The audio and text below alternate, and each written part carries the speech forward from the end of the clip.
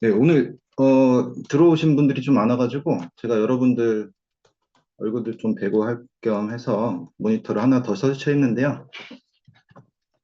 온라인 강연이 오프라인 강연보다 훨씬 어려워요. 여러분들 들으실 때도 조금 이제 지루하실 수도 있고 하실 텐데 얼굴을 뵙고선 하는 느낌이 아니고 약간 혼자서 말하는 느낌이 좀 있어가지고 좀 쉽지 않은 부분이 있습니다. 오늘 1시간 강연인데요. 제가 항상 뭐 지호세 대표님 강연 들을 때도 그렇고 놀라운 게 이 시간에 월요일 날 이렇게 다 모이시는 게 가능하십니까? 거의 1000분이 항상 들어오셔가지고 들으시는데 대단하신 것 같고요. 마이크로바이옴에 대해서 도대체 어떤 게 궁금해서 이렇게 들어오실까? 제가 이제 그 생각을 많이 하는데 지호셉 대표님 강연이 이제 점점 어려워져가지고 저도 이제 무슨 얘기인지 알아듣기 어려울 때가 가끔 있어요. 그래서 저는 이 시간에 여러분들이 이제 졸지 않으실 수 있도록 좀 이해하기 쉬운 좀 그런 정도 수준에서 전달력 있게 좀 전달 드리고자 하고요. 그래서 제가 지향하는 방향은 쪽집게 일타 강사 이런 느낌으로 전달을 해드리고 싶은데 잘 전달될지 모르겠습니다. 오늘 말씀드릴 거는 마이크로바이옴이 이제 가져가는 과학적인 부분에 대한 이해, 기존에 들으셨겠지만 간단하게 리뷰하고요. 그리고 이제 근육 건강과 관련된 부분에 대해서 좀 더 자세하게 말씀드리고, 두 번째로 중요한 마이크로바이옴이 뗄래야 뗄 수 없는 건강에 중요한 역할을 하는 면역 조절과 관련된 면역 증강이나 조절과 관련돼서 어떤 식으로 도움이 되는지, 그리고 마지막에 이제 식습관 부분에 대해서 말씀드리겠습니다. 우리 좋은 미생물들이 많이 늘어나려면 어떻게 해야 되는지에 대한 것이 이제 식습관 관리도 상당히 중요한데요. 그 부분에 대해서 말씀드리겠고요. 저는 전공 자체가 이제 식품 미생물이 기본 전공인데 제가 했던 일이 주로 뭐였냐면은 여기 이제 김치 되게 잘 담그실 텐데 제가 하는 역할은 겨울철에 맛있는 김치와 똑같은 맛을 여름철에 배추 엄청 맛없을 때 김장김치 맛이 나도록 하는 그런 연구를 했어요. 그래서 겨울철에 정말 맛있는 맛을 내는 균이 어떤 것인지를 생태계를 연구하고 거기서 좋은 미생물을 뽑아서 여름철에도 이제 적용할 수 있게 이렇게 연구를 했는데 제가 했던 연구 중에서 이제 하면서 좀 재밌었던 게 뭐냐면 맛있게는 만들 수가 있는데 어머니들이 만드신 겨울철에 그 알싸하고 복잡한 맛이 결국은 똑같이 나지는 않는 거예요. 제가 설명드리고 싶은 게 마이크로바이옴을 너무 어렵게 생각하지 마시고 여러분들이 김치 담그실 때 예를 들면 소금을 좀 덜 넣으셔가지고 배추가 물러지시거나 그리고 예를 들면 뭐 적절한 양념을 적당히 넣어야 되는데 뭐 마늘이나 양파 같은 걸 혹시 빼먹으시면 맛이 이렇게 밍밍해지면서 발효가 좀 덜 된다거나 이게 뭐냐면은 장내 미생물이라고 하는 생태계랑 되게 유사해요.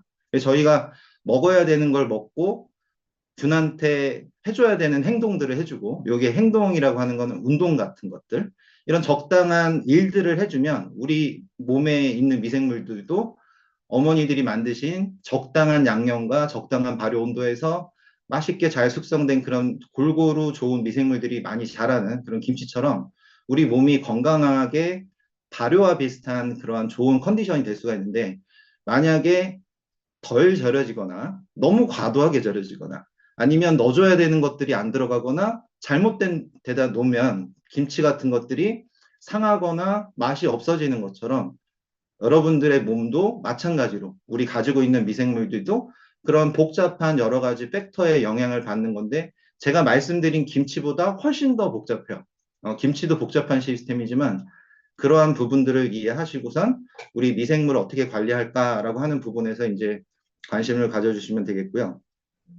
제가 했던 대표적인 연구 같은 경우는 저는 김치에서 유래하는 우리 몸에 좋은 미생물에 대한 관심을 되게 많이 가졌던 방에서 저희 교수님하고 연구를 했었고, 어, 뭐 대표적인 연구 성과로는 여기 과민 피부 상태 개선이라고 되어 있는데 그 균이 항아토피 기능 유산균입니다. 그래서 2013년에 런칭을 처음으로 했었는데, 전 세계적으로 그 당시에 이제 어떻게 돼 있었냐면 피부와 면역과 관련된 것을 유산균이나 프로바이오틱스로 해결할 수 있다라고 하는 부분에 대해서 사람들이 믿질 않았었어요. 그래서 제가 2012년에 글로벌 임상학회 가서 저희 임상 연구를 같이 했던 삼성서울병원 교수님들하고 이제 발표를 했었는데, 그 당시에 임상학회에서 찬성과 반대 이제 그 표결을 했었어요. 뭐냐면 이렇게 전자투표 같은 걸 하는데, 아토피라고 하는 질환에 대해서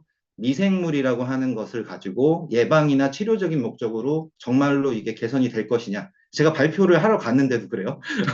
그런 상황인데, 거기에 대해서 찬반 토론을 했는데, 결국은 그 당시에 임상의들은 뭐라 그랬냐면, 70%의 분들이 불가능하다, 이렇게 얘기를 했었어요.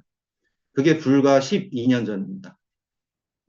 최근에는 임상학회 가면은 마이크로바이옴에 대한 부분과 프로바이오틱스에 대한 이런 미생물들이 하는 역할에 대한 관심들이 상당히 많고요. 그리고 이제 강연 들으셨겠지만 FMT 테스트라고 해서 Fecal Microbiota Transplantation. 그래서 건강한 사람이 가지고 있는 장내 미생물을 치료 목적으로 건강하지 않은 사람한테 이렇게 전달해주는 이런 것을 가지고 치료가 되는 것을 보고 임상의들이 상당히 이제 많이 놀랐고, 그리고 마이크로바이옴이 도대체 어느 정도의 비밀을 가지고 있길래 우리 몸에 어떠한 영향을 미칠 수 있는 것이냐라고 하는 것에 있어서 많은 임상애들이 관심을 갖고 임상 실험들이 들어가 있는 그런 상태입니다.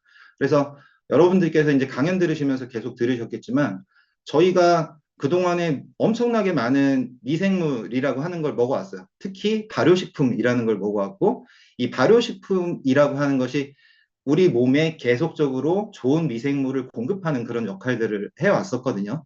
근데 한편으로는 제가 뒤에 말씀드리겠지만, 여러분들이 드시는 발효식품은 점점점 양이 줄어들기 시작하고, 점점점 나쁜 것들을 많이 먹기 시작했어요.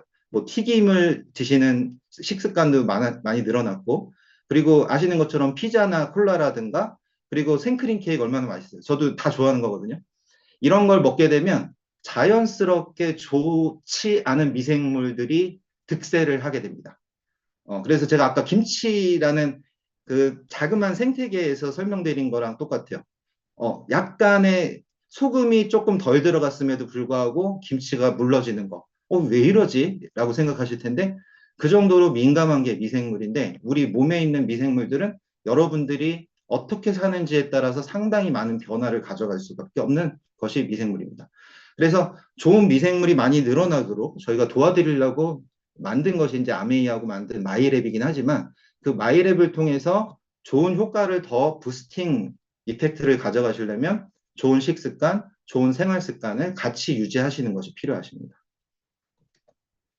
네, 그래서 본론으로 오늘 넘어갔을 때 이제 제목이 Helping 반려균 Live Better Lives를 만드는 뉴트리라이트 솔루션 이렇게 돼 있는데요. 여기서 이제 반려균이라고 말씀드린 부분이 뭐냐면, 여러분들한테 밖에서 넣어주는 미생물, 저희 마이랩을 포함해서 이 미생물들은 걔네들이 가서 평생 정착을 하는 그런 균들이 아니에요. 제가 그래서 지나가는 나그네라는 표현을 씁니다. 우리가 먹어주는 것은 지나가는 나그네예요. 무엇을 하는? 원래 살고 있는 원주민들을 도와주는.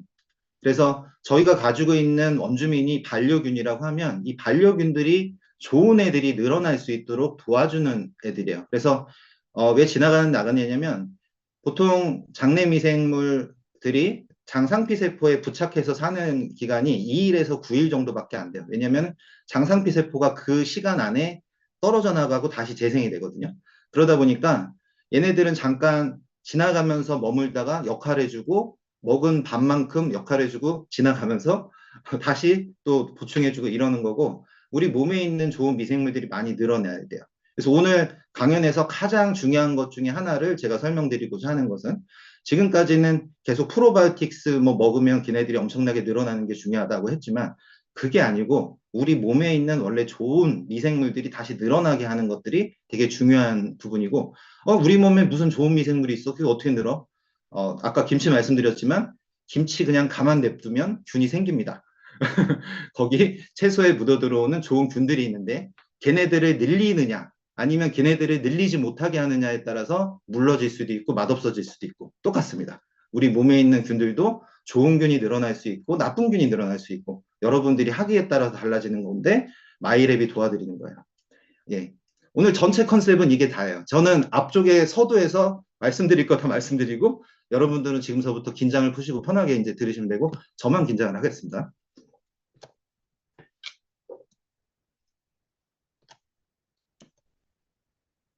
HM파마가 여러분들의 많은 관심이 있으셔서 지난주 11월 5일에 코스닥 상장을 마쳤습니다. 그래서 제가 오늘 이렇게 되게 많이 오셨기 때문에 대단히 감사 말씀드리고요.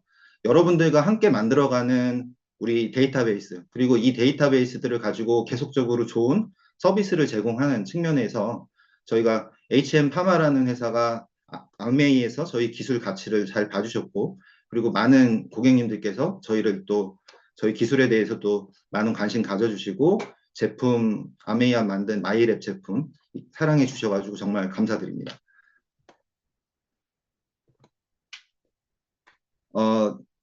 여기 인트로 부분에 대해서는 제가 좀 빠르게 넘어가면서 들으신 분들이 있으실 것 같아서, 저희가 이제 히포크라테스라는 분이 모든 질병이 장에서 시작된다고 얘기했는데, 제가 이분한테 가서 직접 물어보면 좋겠지만 2400년 전에 돌아가셨어요. 안타까워요. 그런데 2400년 전에 이분이 이걸 아셨을 거라고 저는 믿어요. 왜냐하면 질환과 관련된 부분들을 찾아 들어가다 보면 장과 관련된 부분의 연결성이 상당히 높다는 걸 알 수가 있어요. 그럼 이 장과 관련된 부분의 연결성은 어떤 것으로 인한 문제이냐? 그러면 그게 미생물이라고 예측할 수 있는데, 그거를 처음으로 주장하셨던 분이 메치니코프라는 분이에요. 그래서 중간에 강연 들으셨을 때 메치니코프 얘기 들으셨을 텐데, 그분이 생명 연장이라고 하는 것에 있어서 장내 미생물이 되게 중요하다라는 걸 주장하는 시점이 이분으로부터 2300년 후입니다. 그렇게 오랜 시간 동안에 생명이라고 하는 것을 연장하는 데 있어서, 건강하게 사는 데 있어서 비밀이 무엇일까에 대한 궁금증을 많이 가져왔고, 첫 번째로 대두됐던 것들이 항생제라고 하는 것이 나오면서, 이게 항생제가 왜 여러분들한테 이렇게 강한 임팩트를 줬었냐면 1944년에 처음으로 항생제가 상용화가 됐어요. 여러분들이 돈을 주고 사 먹을 수 있는 가격 정도 된 거는 1946년이나 돼서야 항생제를 처방을 받으시기가 용이해진 정도였어요. 그러면 무슨 얘기냐면 1945년에 2차 세계대전이 끝났으니까 우리나라가 광복될 때까지는 많은 사람들이 감염병으로 돌아가신 거예요. 그런데 상처를 항생제를 통해서 치유를 하게 되면 사람이 죽지 않고 살아날 수 있다는 걸 알고 난 다음부터 항생제는 만병통치약이 되버린 겁니다. 그래서 나온 것이, 그 부작용으로 나온 것이 사실은 이뮨 디스오더 같은 이런 아토피 증상이라든가, 그리고 여러분들이 이제 많이 걱정하시는 심혈관계 질환이나 대사 질환, 그리고 여러 가지 오베시티라고 하는 이제 그 비만, 그 다음에 멘탈 헬스까지도, 저희 회사도 이제 우울증 치료제를 개발하고 있는데 이런 멘탈 헬스까지도 영향을 많이 줄 수 있다는 것이 확인이 되면서 이게 뭐지? 항생제라고 하는 게 우리한테 분명히 중요한 거고 많은 도움을 줬는데 왜 이런 것이 늘어나는 거지? 라고 하는 궁금증을 가지게 됐고요. 그래서 지금 나오는 얘기가 이제 세컨 지놈이라는 얘기를 많이 들으셨을 텐데, 왜 그러냐면은 우리 몸에 가지고 있는 유전자 수의, 미생물의 유전자 수가 100배에서 200배 정도 되거든요. 그러면은 그 유전자들이 하는 역할들이 분명히 있을 텐데, 우리 몸에서 유전자가 하지 못하는 일을 한다라고 하는 개념에서 세컨 지놈이라는 얘기를 합니다. 근데 저는 포가튼 오건이라는 단어를 조금 더 좋아해요. 왜냐하면은 항생제라고 하는 것이 만들어지면서 저희가 원래 가지고 있던 우리의 원주민들, 어떻게 보면 아메리카에 살던 원주민들이 되게 자연을 가꾸고 살았는데 백인들이 와서 싹 다 금강 캐겠다고, 금 캐겠다고, 싹 다 개척하겠다고 하면서 다 망가뜨리는 그런 상황이 발생을 한 거예요. 그래서 항생제라고 하는 것이 우리 몸에 있었던 원래 좋았던 그 정상적인 생태계를 파괴시켰기 때문에 소 같은 오건이라고 할 정도로 우리가 원래 할 수 있었던 어떠한 역할을 하는 미생물들이 상당히 많이 없어졌다는 개념으로 소 같은 오건이라는 단어를 쓰고 있습니다. HM파마랑 아메이에서 만든 기술에 대한 부분인데요. 저희가 조금 전에 없어진 그런 생태계라는 단어를 썼는데, 이게 어떤 의미냐면은 가지고 있는 제약회사가 싸그리 없어졌다는 의미랑 같은 의미입니다. 뭐냐 하면 좋은 약을 만들 수 있고 좋은 물질을 만들 수 있고 우리한테 좋은 영양소를 흡수를 도와주는 게 미생물의 역할인데 이 다양한 미생물들이 없어지고 몇 개의 미생물만 남은 거예요. 흡사, 우리나라에 처음에 제약회사가 한두 개밖에 없어서 대부분의 약을 미국에서 지원을 받았을 때 장환경 상태가 지금 돼버려 있는 거예요. 그러면은 얘네들을 개수를 늘려줘야 되는데 개수를 늘리는 방법을 도저히 모르겠는 거죠. 그것이 마이크로바이옴 과학의 시작이고 HM파마라고 하는 데서는 장내에 있는 미생물들을 어떻게 하면 다양하게 만들 수 있을까? 우리 몸 안에 원래 있었던 제약회사를 어떻게 늘릴 것인가라고 하는 부분에 대해서 대단히 많은 관심을 갖고 피마스 시스템이라고 하는 장내 환경, 장내 미생물 제한 시스템을 가지고선 여러분들 장과 유사한 시스템에서 여러분들이 직접 어떤 것을 섭취하지 않고도 내 몸에 있는 균들이 좋은 균들이 얼마나 있고 또 여러분들이 먹은 뭐 멀티 비타민이나 이런 것들이 실제로 내 몸 안에서 잘 분해가 되는지 또 잘 흡수가 되는지를 확인할 수 있는 그런 시스템을 만들어 놨었고 아메이가 이거를 이제 저희를 검토했던 기간을 다 따지면은 제품이 나온 데까지 5년 걸렸거든요. 음. 그런데 상당히 오랜 기간 동안의 검토를 거쳐서 전 세계 한 20개 정도 있는 회사 중에서 20개 정도 검토했던 회사 중에서 저희를 이 기술이 있었던 이유로 저희가 이제 픽이 됐었고요. 그래서 이제 같이 하고 있는 일을 잠깐 말씀드리면 여기는 제가 빠르게 지나갈게요. 어떤 미생물이 있는지를 확인하는 일, 그 미생물들이 실제로 역할을 하는지를 알아보는 일. 미생물이 역할을 하면 바깥으로 물질을 만들어냅니다. 김치 아까 말씀드렸지만 미생물이 역할을 하지 않으면 김치가 밍밍한 상태로 있잖아요. 근데 미생물들이 역할을 하면 신맛이 올라가고 복잡한 여러 가지 감칠맛이 올라가잖아요. 그것이 미생물이 하는 역할이에요. 몸 안에서도 마찬가지입니다. 그런 물질을 대사체라고 하는데 대사 물질에 대한 분석을 하는 게 두 번째고요. 세 번째가 우리 몸 안에서 일어나는 일을 시뮬레이션을 해보고 싶은 거예요. 그게 이제 지금 저희가 하고 있는 피마스 시스템이고 3세대 기술이라고 하는 걸 가지고 있고 전 세계에서 HM 파마가 상용화되어 있는 유일한 기술이고 아메이하고 20년 독점 계약을 했기 때문에 저희는 계속 같이 가는 파트너사로 이렇게 여러분들도 더 발전시킬 수 있는 그런 가치를 가지고 있는 기술입니다.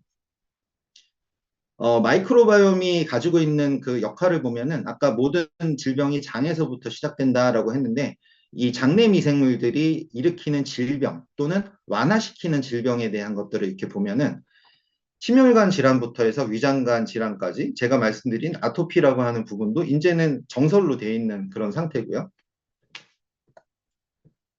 좋은 미생물이라고 하는 것에 있어서 정의는 말씀드린 것처럼 미생물이 골고루 다양하게 있는 아까처럼 많은 제약회사 여러 가지 약물을 만들고 여러분들한테 몸 안으로 넣어줄 수 있는 그런 많은 제약회사 같은 역할을 하는 미생물들이 있어야 된다는 게 지금 정설이 되어 있습니다.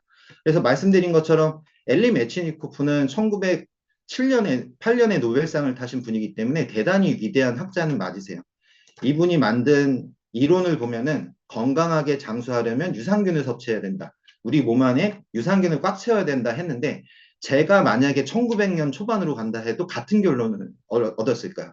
왜냐하면 그 당시에는 미생물을 배양할 수 있는 기술이 유산균 일부밖에 없다 보니까 나쁜 미생물들을 그렇게 많이 확인할 수도 없었고 우리 몸 안에 있는 미생물이 무엇인지 알아낼 수가 없었는데 지금 같은 경우 여기 이제 보라색으로 되어 있는 일부분만 유산균에 해당하는 저희가 프로바이오틱스라고 하는 그런 군에 해당하고 나머지 부분은 전부 다 뭔지 모르는 균들이 잔뜩 채워져 있는 게 저희 몸이었습니다. 그래서 그러한 균들이 어떠한 균이 있고 어떤 균이 좋은 균이고 어떤 균은 나쁜 균이고 또 무슨 물질을 만들어내고 우리 몸 안에 어떤 물질을 흡수해서 넣어주는지 이런 것들을 연구하는 것이 이제 현재 연구 방향이고요.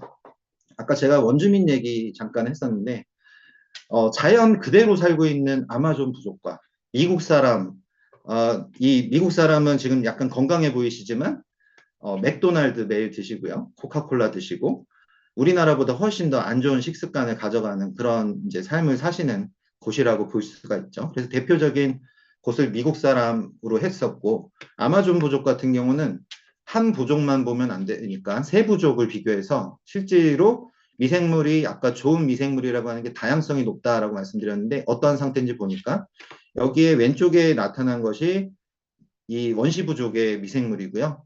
여기 보라색으로 나타나 있는 게 미국 사람의 미생물입니다. 미생물의 다양성이 1.7배에서 2배 정도 높은 것을 확인할 수 있고 이 저널 말고도 다른 저널에서까지 보면은 3배 정도의 다양성이 차이가 나는 걸 볼 수 있어요. 그러니까 전체 균수로 봐서 3배라는 거는 뭐 이제 이런 주식이나 투자 같은 거 해보신 분들 알지만 300%의 차이는 엄청나는 거잖아요, 사실. 저희가 가지고 있는 균이 어떤 사람은 100개고 어떤 사람은 300개라는 얘기입니다. 이 정도의 차이기 때문에 정말 많은 차이를 나타내고 있고요. 여기 C그래프에서 보면은 아까 보라색이 여전히 미국 사람의 미생물인데 이 그래프는 멀리 떨어져 있으면 떨어질수록 다른 미생물이라는 의미를 가지고 있어요. 전혀 다른 미생물을 가지고 있다는 걸 알 수가 있습니다. 그래서 원래 우리가 가지고 있었던 미생물들이 많이 사라졌다는 걸 의미하는 부분들도 있고요. 마지막으로 이 A 그래프를 보면은 아마존에 있는 사람들은 색깔이 다양한 미생물들을 가지고 있어요. 대단히 복잡하고 골고루 있다는 얘기고 미국 사람들 같은 경우는 지금 박테리오데테스라고 하는 아주 심플한 구성들이 대부분의 미생물을 차지하고 지금 빨간색이라든가 주황색이라든가 회색이라든가 이런 미생물들은 거의 존재하지 않는 걸 볼 수가 있어요.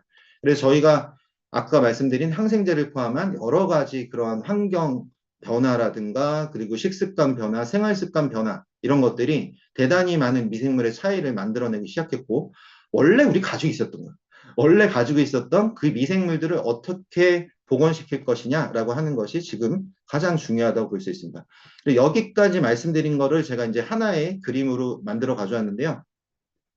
챗GPT한테 30초 정도 물어봤어요. 그래서 어떻게 장내 마이크로바이옴이 복잡하고 다양한지를 보여주고 아주 황폐화된 마이크로바이옴을 보여줄 수 있겠어? 라고 했더니 이렇게 그려줬습니다. 아래쪽이 이제 황폐화된 마이크로바이옴 상태고요. 위쪽이 복잡하고 다양한 미생물들이 정말 다양한 물질들을 만들어낼 수 있고 좋은 물질들을 컨버전 시켜가지고 우리 몸 안에 넣어줄 수 있는 그런 생태계라고 볼 수 있고요. 아래와 같은 미생물 생태계를 가지고 있다라는 이미지 메이킹을 하시고 보시면 이분같이 이제 대단히 뭐를 해도 좀 찝찝하고 불편하고 이런 상태가 될 수 있으신 거고요. 위쪽 상태가 되면은 이렇게 해맑아질 수 있는 거죠. 이렇게 기억을 하시면 좋겠습니다. 앞에는 다 잊어버리셔도 요거 기억하시면 돼요. 네, 여기서는 이제 건강 관련된 부분에서 그러면 마이크로바이옴이 어떻게 영향을 미치는지를 항생제라는 거를 가지고 말씀드렸는데 항생제가 어떤 역할을 했는지를 좀 보여드리겠습니다.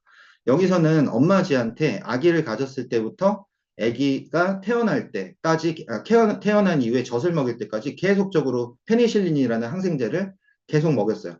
왜 그랬냐면은 이 당시만 해도 2013년, 14년만 해도 항생제가 정말로 우리 장내 미생물을 파괴시킨 게 맞아? 그런 것 같아. 에이, 그렇다고 그게 비만이라고 하는 거라든가 대사질환을 일으키는 건 좀 너무 나간 거 아니야? 이렇게 생각을 했어요. 그런데 이 논문에서 뭐라고 했냐면 엄마쥐한테 항생제를 먹였을 뿐인데 이 새끼쥐는 아무 죄가 없어요. 엄마쥐가 항생제를 먹였을 뿐인데 같은 음식을 먹고 이 항생제를 먹은 엄마쥐한테 나온 새끼쥐는 뚱뚱해졌어요. 새끼쥐는 잘못한 게 아무것도 없습니다. 근데 엄마 쥐의 미생물이 항생제로 인해서 파괴됐다는 이유로 애가 뚱뚱해졌어요. 그래서 두 번째 한 것이 이 뚱뚱보 쥐에 그러면 미생물이 파괴됐는데 엄마 쥐의 미생물을 받아서 나빠진 것이고 그 미생물이 결국은 뚱뚱해지는데 영향을 준 것이냐라고 알고 싶어서 이 뚱뚱한 미생물 쥐의 새끼 쥐의 미생물을 장에 미생물이 없는 쥐한테 넣어줬습니다. 결론적으로 이 무균쥐가 뚱뚱해졌어요. 이러한 결론을 통해서 항생제라고 하는 것이 진짜로 우리 장 안에 있는 미생물들을 많이 파괴를 시켰고 이 파괴된 미생물이라고 하는 현재의 상태는 우리가 많이 지금 겪고 있는 대사질환들, 비만이라든가 당뇨라든가 여러 가지 대사질환들에 상당히 많은 영향을 줄 수 있음을 여기서 이제 인지할 수가 있었습니다. 여기서는 이제 지금 일란성 쌍둥이를 보여드리고 있는데요. 얼굴을 보면 비슷하게 생겼는데 한 사람은 뚱뚱하고 한 사람은 날씬하시죠. 한 사람은 이분들이 이제 입양이 됐는데 한 사람은 우리나라처럼 일본이나 한국 같은 그런 동양에 입양이 되셨고 한 분은 미국 같은 데 입양이 되신 거예요. 그래서 이분들도 마찬가지예요. 억울해요. 거기 그분들이 사시는 방식대로 사신 거예요. 미국에서 먹고 미국에서 자라고. 근데 이분 그냥 뚱뚱해졌습니다. 여기서 우리가 중요한 부분은 뭐냐면은 유전자라고 하는 것은 대단히 중요하지만 유전자는 우리가 바꿀 수가 없어요. 그런데 페노타입이 바뀌고 우리가 건강이 바뀌는 데 있어서 우리가 컨트롤할 수 있는 것. 그거는 미생물이라는 얘기입니다.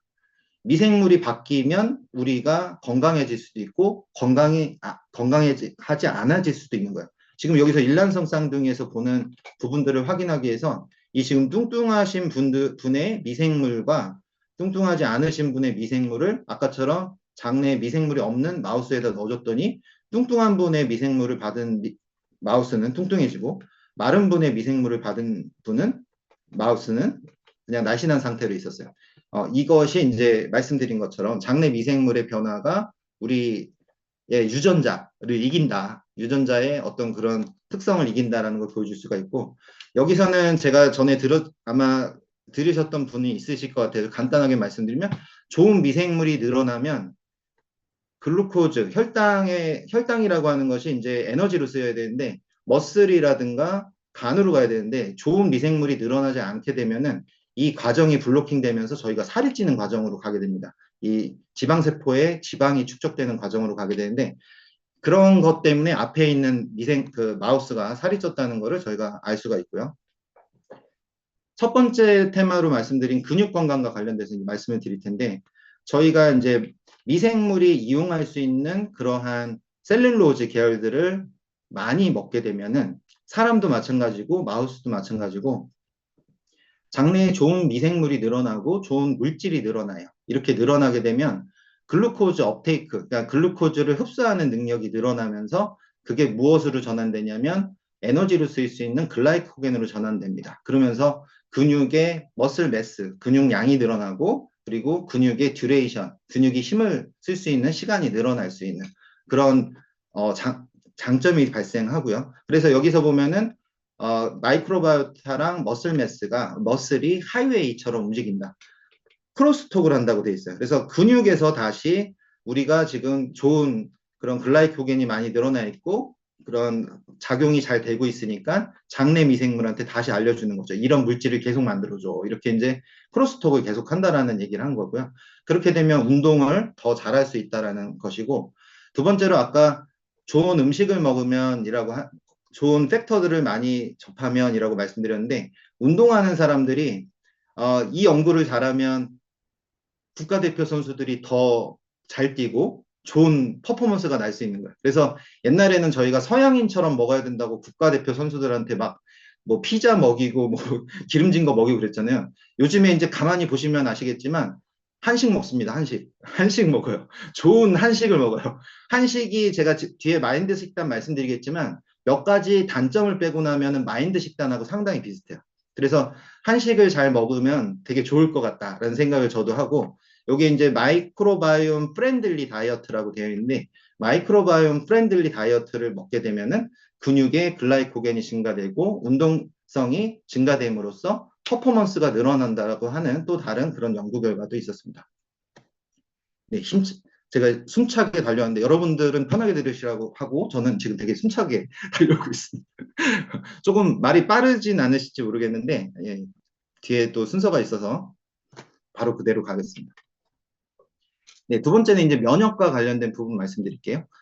오늘은 주로 이제 식습관과 관련된 부분으로 제가 테마를 잡았기 때문에 식습관이 안 좋으면이라는 것으로 계속 말씀드리겠습니다.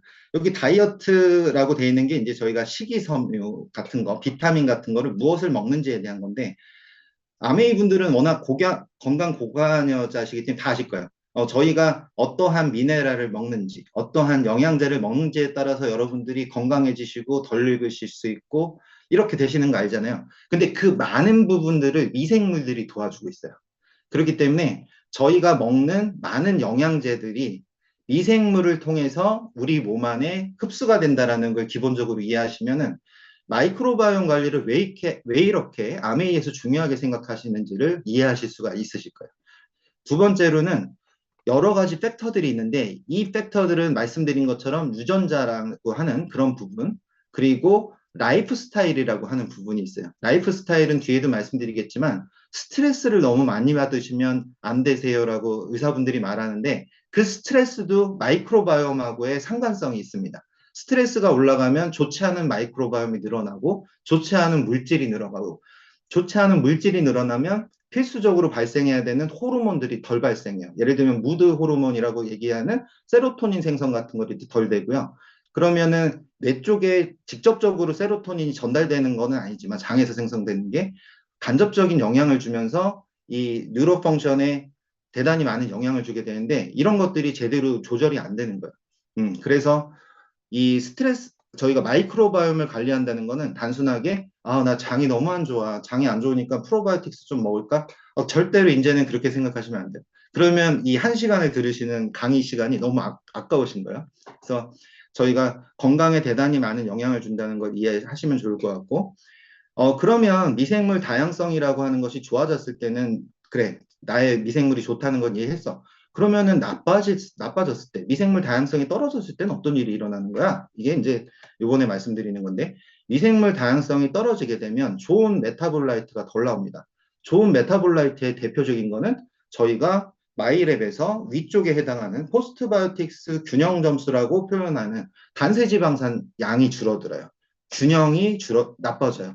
단세지방산은 적당한 양도 있고 그다음에 균형도 맞아야 돼요. 그 세 가지 단세지방산이 대표적으로 말씀 드리는데 이 부분에 대한 것이 나빠지게 되면 오른쪽에 이제 질환하고 쭉 연결되는 부분인데 제가 말씀드릴 거는 거퍼메어빌리티 여러분들이 많이 하시는 장 누수 증후군을 일으키는 원인이 된다라고 하는 부분을 간략하게 설명을 드리겠습니다. 제가 가져온 그림은 우리의 장상피세포 부분을 보여드리는데요. 여기에 가운데 있는 뮤커스 레이어라고 하는 부분이 되게 중요해요. 이 뮤커스 레이어는 어떻게 보면 38성 경계예요. 우리가 북한에 있는 군인들, 우리 그 동족은 괜찮지만, 김정은부터 해서 나쁜 놈들 좀 많잖아요. 걔네들이 갑자기 우리한테 쳐들어오지 않는 이유는 이 38선이라고 하는 경계가 명확하게 있는 거죠. 이 뮤커스 레이어 같은 경우는 밖과 안을 구분해주는 대단히 중요한 경계예요. 에피테리얼 셀이라고 하는 거는 대단히 얇아요. 장상피 세포는 아까처럼 얇기도 하고 빠르게 재생이 돼야 되는 그런 곳입니다. 왜냐하면 물질을 직접적으로 받아들여야 되기 때문에 두꺼우면은 받아들일 수가 없잖아요. 그렇기 때문에 거의 한 겹 정도의 아주 얇은 막으로 되어 있어요. 그러다 보니까 위쪽에 뮤커스 레이어가 두껍게 둘러싸고 있어야 되는데 이 뮤커스 레이어 같은 경우는 보시다시피 안에 아무것도 없어요. 왜냐하면 미생물도 그 안으로 들어가면 안 되는 거야. 거기는 경계 영역. 그래서 프로텍션하는 역할을 해주고 근데 좋은 미생물이 많을 때는 이 뮤커스 레이어를 점점점 두껍게 만들어주는 그런 역할을 해줘요. 그러면서 우리가 적하고 멀어질 수 있도록 도와주는 그런 역할도 해주는 거고요. 여기 마이크로바이옴이라고 지금 보이는 데가 이제 저희의 음식물이 내려가는 그쪽입니다. 음식물이 내려가는 데인데 이 위에는 음식물이 있을 텐데 여기는 지금 마이크로바이옴이 잔뜩 붙어 있습니다. 왜냐하면 좋은 환경을 만들어줘요. 엑시딕한 컨디션을 만들어주고요. 그리고 나쁜 미생물이 와서 들러붙기 전에 먼저 가가지고 물리적으로 선점합니다. 그리고 세 번째로 면역세포들이 요 바로 밑에 장상피세포 지금 파란 데 와 있어요. 거기에서 면역세포가 대표적인 면역세포가 수지상세포라고 하는 세포가 있는데 여기서 수지상에서 수가 손수예요. 이 뮤커스 레이어의 바깥으로 손을 쭉 뻗고 있습니다. 그래서 바깥에 뭐가 있는지를 감지를 해요. 그래서 친구가 와 있다 우리 좋은 미생물들이 알려주면 얘네들이 면역세포들한테 편안하게 쉬어라고 하는데 만약에 바깥에 나쁜 애들이 와 있다 그러면 빠르게 군인들을 모아라 이렇게 하는 거거든요. 이게 이제 면역의 아주 기본적인 메커니즘입니다. 그래서 미생물이 바깥에 없으면 이런 것들을 알려줄 애들이 없어요. 그러니까 우리 몸이 반응하는 데 있어서 속도도 오래 걸리고 적절한 반응을 하지 못하는 거예요. 그래서 우리 몸에 있어서 면역이라고 하는 것에 있어 가장 중요하다고 하는 게 미생물이고 실제로 무균 마우스 같은 경우는 면역 체계가 조금 망가져 있어요. 정상적으로 면역 체계를 가져가지 못하고 이 신경계도 발달이 30% 정도 덜 돼요. 미생물만 없는데 나머지는 다 똑같은 겁니다. 그런데도 그렇게 이제 되는 걸 보고 저희가 미생물이라는 거를 좋은 미생물을 가꾸는 것이 얼마나 중요하다는 것을 좀 이해하시면 좋을 것 같습니다. 여기서 이제 장 리키것이라고 하는 걸 좀 설명을 간단하게 드리고 빠르게 넘어가겠습니다. 오른쪽에 보이는 게 리키것인데요. 지금처럼 장상피세포라고 하는 바로 위에 있는 것이 지금 요 시크한 뮤커스 레이어가 얇아진 걸 볼 수가 있어요. 좋은 미생물이 줄어들면 나쁜 미생물들이 득세하기 시작하면서 이 뮤커스 레이어를 먹어요. 얘네들의 먹이가 됩니다. 그래서 쟤네들을 경쟁적으로 먹으면서 계속적으로 침입하기 좋은 환경을 만들어요. 왜냐들은 걔네들은 몸으로 들어가서 아프게 해야지 다른 데로 퍼져나가가지고 많은 사람을 아프게 할 수가 있거든요. 자기들이 퍼져나갈 수 있는 기회를 많이 만들어야 돼요. 그래서 지금 나쁜 미생물이 많았을 때는 얘네들이 인베이전을 합니다. 그래서 우리 몸 안으로 결국은 들어왔어요.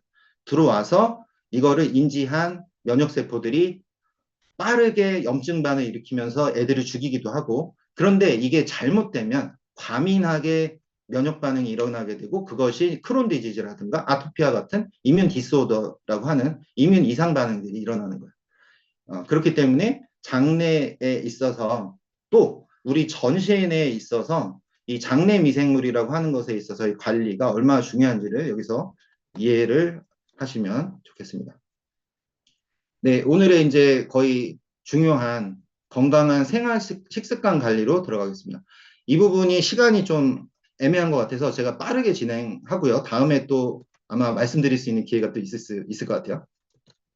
저희가 이번에 그 식습관에 대한 것을 미생물에 대한 분석 결과와 그리고 여러분들의 생활 습관이라든가 이런 것들을 로직을 반영해 가지고 새롭게 구성을 했어요. 그래서 대쉬, 저포드맵, 마인드 식단, 플렉시테리안이라고 하는 것으로 여러분들한테 추천이 가는데, 그러면 무엇을 먹어야 되는지에 대한 핵심 포인트를 쪽집게처럼 말씀드릴 테니까 그거 기억해 주세요. 네. 마인드 식단은요, 저희가 인지 건강을 위해서 나오는 식단이야. 그래서 지중해 식단하고 고혈압이 있으신 분들한테 적당한 대시 식단을 결합한 그런 식단인데, 여기서는 기억하시면 좋을 게 베리류예요. 예, 그래서 베리류를 드시는 것이 여기서는 핵심입니다. 그래서 저희 이제 아메이의 제품들에도 부원료로 베리류들이 좀 들어가 있는데, 이런 베리류들이 항산화 역할을 하기 때문에 중요하고, 우리의 인지 기능과 관련된 부분에 여러 가지 그런 그러니까 디톡스 같은 역할을 해주잖아요. 그러면서 도움이 되는 것이고, 그 다음에 녹색잎 채소, 여기 보면은 이제 상추, 시금치 이런 것들을 주로 먹는 것이 마인드 식단입니다. 그렇게 되면은 우리 몸 안에서 그 가바라든가 세로토닌 같은 이 뉴로트랜스미터에 영향을 줄 수 있는 신경 전달계 쪽에 영향을 줄 수 있는 좋은 물질들이 만들어지면서 우리 인지 건강이 좋아진다라고 하는 관점이고, 대부분은 콩하고 통곡물은 다 있어요. 앞으로 나오는 식단에서도. 그러니까 통하고 통곡물 같은 거는 계속 드시면 좋습니다. 마지막에 있는 저 더포드맵에서만 통곡물이 좀 안 좋아요. 그리고 그다음에 대시 같은 경우는 이게 좀 복잡한데, 대시는 지금 요 과일 부분하고 채소를 이제 좀 주로 챙겨 드시는 식단인데, 뭐 굳이 따지면 저염식이에요. 그래서 여기 보면은 이제 바비큐 소스, 간장 뭐 이런 거 이제 적게 드시라고 돼 있는데, 너무 짜게 먹으면 안 되는 분들한테 나오는 식단이기 때문에 기본적으로 그거 챙겨 드시고, 그 다음에 저지방 유제품. 그래서 대시 식단이 나오신 분들은 기존에 드시던 유제품에서 저지방 유제품으로 변경하시면 이 식단에서 원하는 지향점하고 같아집니다. 플렉시테리안 같은 경우는 아시는 것처럼 좀 유연한 채식주의자예요. 그래서 고기를 드셔도 되는데 고기를 상당히 이제 양을 줄이시고 나머지 채소, 과일 위주로 이제 드시는 그런 건강한 식습관이고, 식물성 단백질을 드시는데 최근에 식물성 단백질들이 되게 맛이 좋아졌어요. 저도 이제 많이 챙겨 먹는데 식물성 단백질로 나오는 음식을 드셔보시면 생각보다 입에 맞습니다. 옛날에 한 20년 전에, 10년 전에 드셨던 맛하고 전혀 달라요. 그래서 그런 것들 챙겨 드시면은 많이 도움이 되실 거고요. 지중해식 식습관에서는 대표적으로 이제 지중해 연안에서 그리스 지방 같은 데서 먹는 건데, 그 사람들이 뭘 먹고 사나 그래서 열심히 보니까 엄청 건강하게 먹는 거예요. 그래서 우리나라 한식이 저는 더 건강하다고 생각하는데 지중해식 식습관도 대단히 건강하다고 알려져 있어요. 대표적인 게 이제 올리브 오일입니다. 그래서 올리브 오일을 거의 뭐 뭐 다 쳐서 먹잖아요. 샐러드 같은 데도 넣어서 먹고 그런 식으로 해서 하고 네, 통곡물하고 이제 과일 같은 거 이런 것들을 이제 여기서도 챙겨 먹고요. 음, 그런 부분들을 이제 신경 써주시면 되고 그리고 지중해식 식습관이 나오신 분들은 식사를 편안하게 천천히 음미하면서 아내분과 남편분과 와인도 한잔 하면서 예, 난 지중해 왔다 이렇게 생각하시면서 드시는 그런 식단이라고 보시면 돼요. 좀 약간 즐기면서 먹자는 그런 개념이 있어요. 예. 그리고 저포드맵 식단 같은 경우는 저포드맵이 좀 어려운데 저포드맵이 다행히 저희가 좀 먹을 게 있습니다. 저포드맵은 이게 당을 소장에서 다 분해를 못 해가지고 대장에서 과발효가 일어나는 건데 소장에서 발효가 되는 모든 당을 제한하다 보니까 좀 저당식을 드시는 게 좋아요.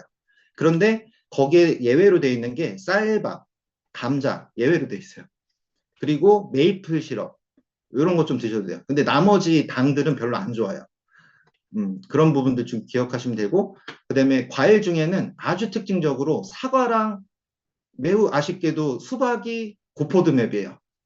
그리고 덜 익은 바나나가 저포도맵 식품 중에 대표적입니다. 그다음에 딸기, 블루베리, 멜론, 자몬, 레몬 이런 것들이 저포도맵으로 되어 있어요. 그래서 저도 이게 영양학자가 아니니까 이거 왜 저포도맵이지, 이거 고포도맵이지 물질 분석 안 하고서는 알기가 어려운데 이렇게 좀 구분을 해줬어요. 그래서 건강 가이드에 나왔을 때 이 부분들 좀 챙겨보시면 좋으실 것 같고요.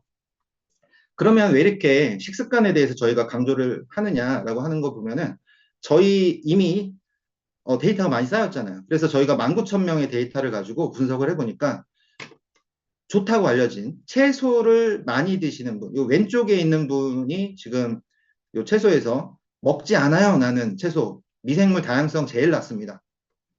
채소 매우 잘 챙겨 먹어요. 미생물 다양성이 높은 그룹에 해당합니다. 과일도 마찬가지예요. 나는 과일을 아예 안 먹어요. 미생물 다양성이 낮습니다. 김치, 발효식품 안 먹어요. 주 1회 이하. 김치 안 먹는다는 얘기 거의. 다양성 낮습니다. 규칙적으로 식사하지 않습니다. 지금 이게 거꾸로 돼 있어 그런데 매우 불규칙이 이제 오른쪽으로 가 있어서 그런데 역시 규칙적으로 드시는 게 좋습니다. 패스트푸드 식습관 거의 먹지 않는 분이 미생물 다양성이 좋습니다. 짜게 먹는 식습관 짜게 드시는 분이 매우 짜게 미생물 다양성 확실히 낮습니다. 그러니까 저희가 마이랩을 통해서 많은 부분의 개선을 도와드리고 있고 실제로 통계적으로도 유의적으로 개선이 되는 걸 계속적으로 저희가 확인을 하면서도 왜 계속적으로 식습관 관리 같이 하세요? 건강하시려면은 운동도 좀 하세요. 이렇게 말씀드리는지가 이런 데이터들이 있기 때문이에요. 계속적으로. 그래서 여러분들이 어차피 분석도 하시고 많은 돈 쓰셔가지고 또 프로바이오틱스도 드시고 여러 가지 영양제 드시는데 더 건강해지셔야죠. 그래서 이런 부분들 꼭 기억해 주시고요. 아까 스트레스 말씀드렸는데 스트레스가 적으신 분 1번, 스트레스가 많으신 분 4번. 예, 이게 별로 안 달라 보여도 이 4번 분이 미생물 다양성이 확실히 낮으신 거고요. 그리고 오른쪽은 알코올 섭취를 안 하시는 분, 일주일에 알코올 섭취 4회 이상 하시는 분. 4회면은 거의 5회나 6회 하실 가능성이 높아요. 이분들은 미생물 다양성이 매우 안 좋아요. 예, 그래서 오늘 이제 여자분들 많으신데 이걸 듣자마자 남편분한테 인간아 왜 이렇게 술 많이 먹어 이러지 마시고 그러시면은 이제 이분들은 스트레스를 받아요. 그래서 술은 덜 드시지만 스트레스를 받으실 수 있으니까 그런 부분에 대해서 신경 써주시면 좋겠고요. 네, 마지막 주제입니다. 요거 끝나고서 이제 Q&A로 바로 넘어가겠습니다. 그러면 저희가 식습관 얘기를 했는데, 그래요. 제너럴하게 다른 사람들은 그렇게 먹어야 되는 거 알겠고, 내가 추천은 해줄게요. 그런데 나는 아침에 굿모닝 하고 있거든요. 굿모닝은 어떻게 마이크로바이옴에 도움이 되죠? 명확하게 말씀드릴 텐데, 사실 제가 이 컨텐츠는 굿모닝 때문에 만든 컨텐츠가 아니에요. 마이크로바이옴이 좋아지기 위한 세네 가지 포인트를 뽑아내다 보니까 굿모닝하고 겹쳐버린 거야, 사실. 그래서 이제 설명을 좀 드리면, 논문에 나온 겁니다. 논문에 나온 거에 좋은 마이크로바이옴이 생기고 마이크로바이옴 다양성이 늘려면 프리바이오틱스를 드세요? 프로바이오틱스를 드세요? 다이어터리 체인지를 하세요? 식습관을 바꾸세요? 피컬 마이크로바이오타 트랜스플란테이션 하세요? 좋은 미생물을 다른 사람한테 받으세요. 그러니까 지금 이게 정답이거든요. 여러분들이 드시는 겉모닝의 단백질은 장내 미생물에 있어서 상당히 도움이 많이 돼요. 기본적으로 근육 건강과 그 기능이라고 하는 걸 좋게 만드는 데 도움이 많이 되는데 이게 되려면 좋은 미생물이 있어야 돼요.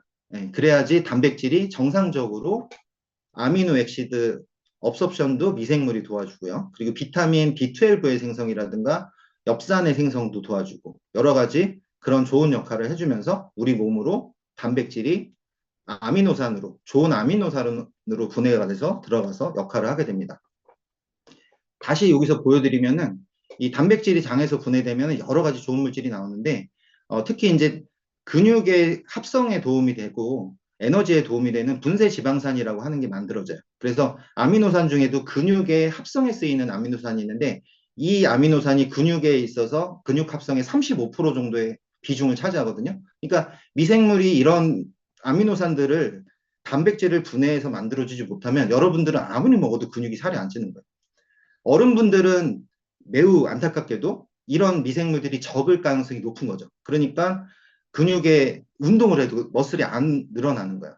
이게 단순하게 그냥 내가 나이가 먹어서가 아니고요. 여러분들이 나이가 들면서 바뀌는 미생물들의 변화 때문에 발생하는 거예요. 그래서 지속적으로 미생물을 관리해 주시면서 저러한 단백질이 우리 몸에 잘 흡수되게 하는 것만으로도 우리가 노화를 막을 수 있다. 이 부분 기억해 주시면 좋고, 아메이의 매우 특징적인 단백질이 식물성 단백질인데 식물성 단백질은 동물성 단백질보다 많이 좋다고 알려져 있어요.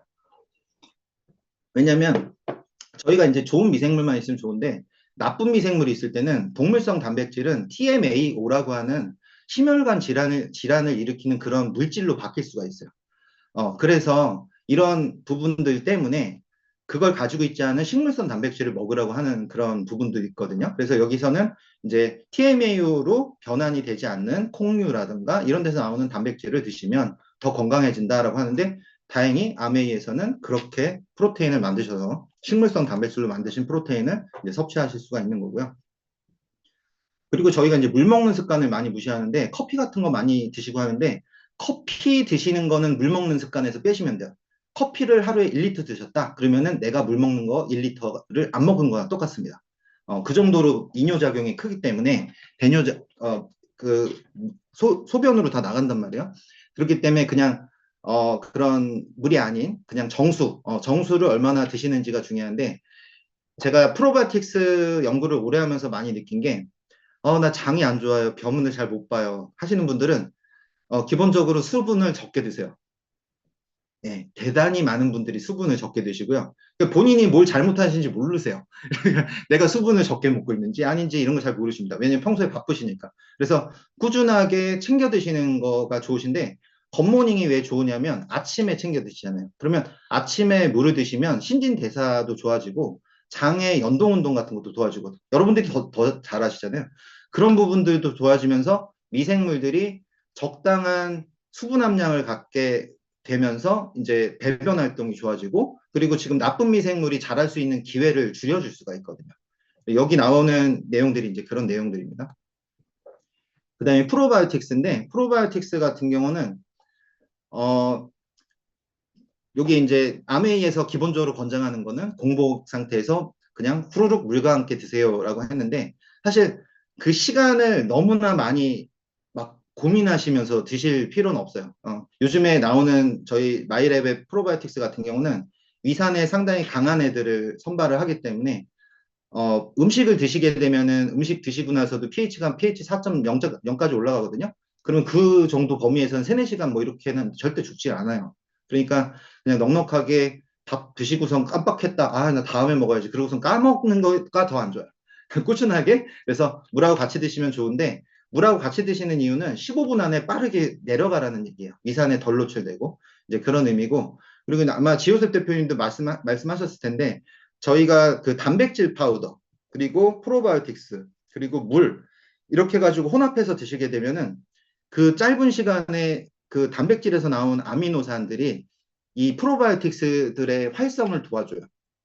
얘네들이 리커버리 되는 걸 도와줘요. 지금 이 프로바이오틱스들은 가루 상태인데 이렇게 미이라처럼 빼짝 말라 있는 상태거든요. 거기다가 이제 적절한 수분하고 아미노산을 넣어주면 1분에서 5분, 대단히 짧은 시간 안에 리커버리가 되면서 우리 몸 안에 들어갔을 때 죽을 확률도 적어지고 더 잘 적응할 수가 있습니다. 그런 부분들을 이제 생각하면, 아, 그 겉모닝 어떻게 먹어야 되지?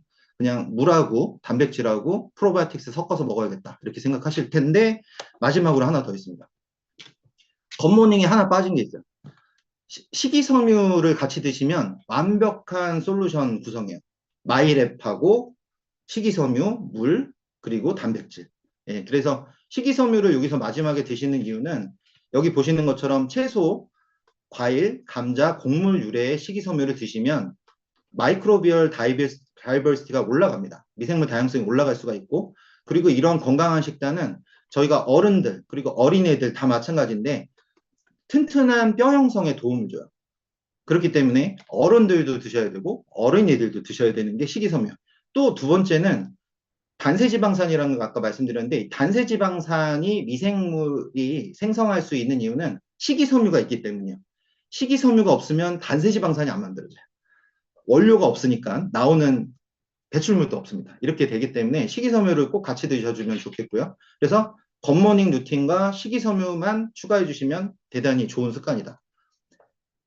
대단히 죄송하게 식습관은 아닌데 생활습관에서 마지막으로 하실 게 하나 있어요. 생활습관에서는 제가 이건 잠깐 간단하게 넘어갈게요. 생활습관에서는 여기서 설명 다 안 드리겠습니다. 운동습관, 25센트 라이드라든가 이런 것들에 대해서 아메이가 저는 어떻게 이렇게 다 알고선 추천해 드리는지 되게 신기한데 운동습관이 좋은 마이크로바이옴 부스팅 시킨다는 연구 결과 되게 많아요. 그리고 저희가 가지고 있는 데이터에서 보면은 이게 운동 습관이거든요. 운동을 거의 하지 않는 사람과 운동을 매일 하는 사람의 장내 미생물 다양성이 이 정도로 차이가 나요. 사실 저도 제일 못하는 것 중에 하나입니다. 현대인들이 가장 하기 어려운 거.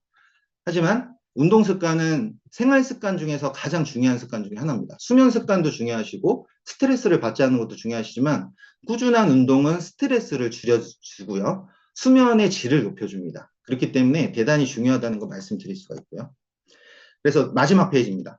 오늘 강연의 마지막 페이지인데 저희가 어릴 때부터 인펀트 낳을 때부터 미생물이 어머니의 산도를 통해서 꿀꺽꿀꺽 마시면서 생성이 돼서 그것들이 계속적으로 우리하고 잘 자라야 되는데 저희가 대단히 많은 나빠질 수밖에 없는 팩터들을 너무나 환경에서 많이 노출을 지금 받고 있는 상태거든요. 그렇기 때문에 여기 이제 분변의 pH를 보시면 아시겠는데 분변의 pH가 왜 pH 6에서 pH 7.5까지 올라갔지? 이게 우리가 마이크로바이옴이 겪는 상태예요. 좋은 쇼체인 패리시드를 많이 생성하는 미생물들이 나이가 들면서 점점 줄어듭니다. 그래서 이 엘덜리가 65세 기준이야. 65세가 넘어가게 되면 황화수소라든가 그러니까 단백질이 잘 분해가 안 됩니다. 그리고 냄새가 더 나고 몸에서도 냄새가 나는 게 이런 장에서 생성되는 여러 가지 안 좋은 가스 성분들이 이 땀 구멍을 타고 나오기 시작하는 거예요. 그래서 저희가 계속적으로 우리 손주도 보셔야 되고 좋은 그런 생활을 하시려면 꾸준하게 마이크로바이옴 관리를 하시는 거 정말 필수다. 이 부분 기억하시면 좋겠습니다.